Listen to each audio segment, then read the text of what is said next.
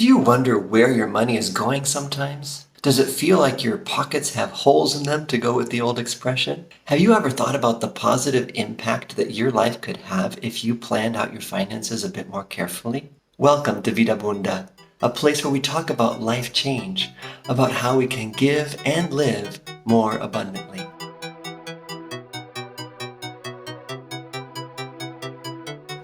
In today's episode, we're going to talk about life change, specifically as it relates to money habits.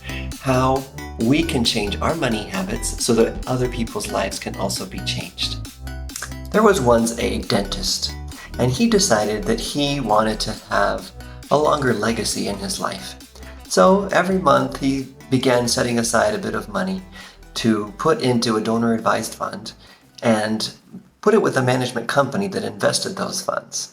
By the time this person died, his estate had literally millions of dollars in this fund that was intended to give away to others. And through this one person and his wife, thousands and thousands of lives have been impacted through programs in agriculture, in income generation, in justice, and other areas, all because this person said he wanted to do something with his life and with his money.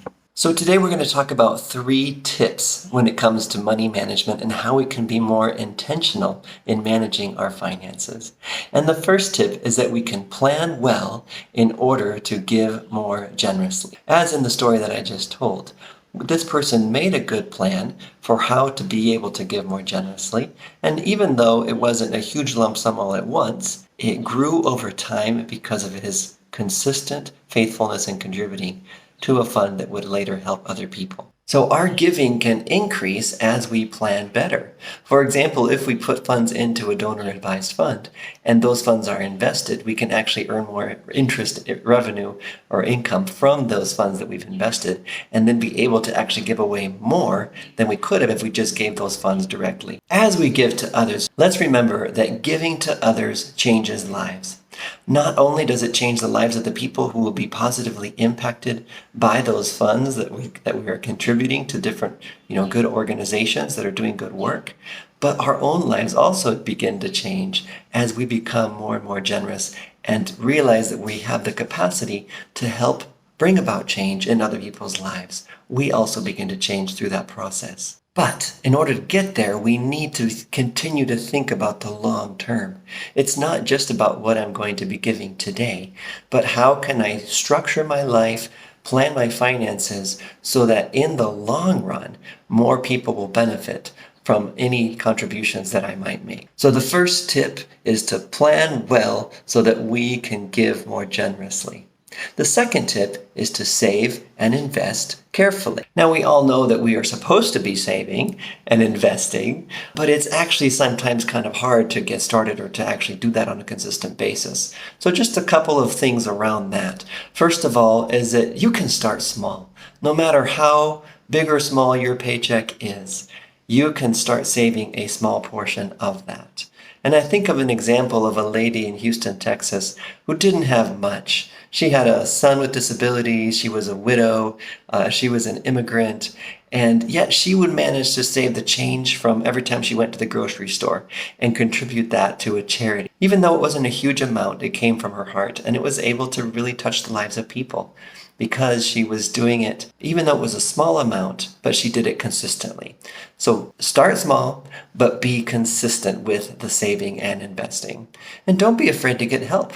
There are plenty of financial advisors out there, people who would be willing to assist in this journey of helping us to learn how we can best invest the funds that we have available so that we can, in the long run, give more to other people. So we want to plan well so that we can give generously. We want to save and invest consistently, but we also need to be prepared for the unexpected. Life happens. You never know when there's going to be something completely unexpected that happens.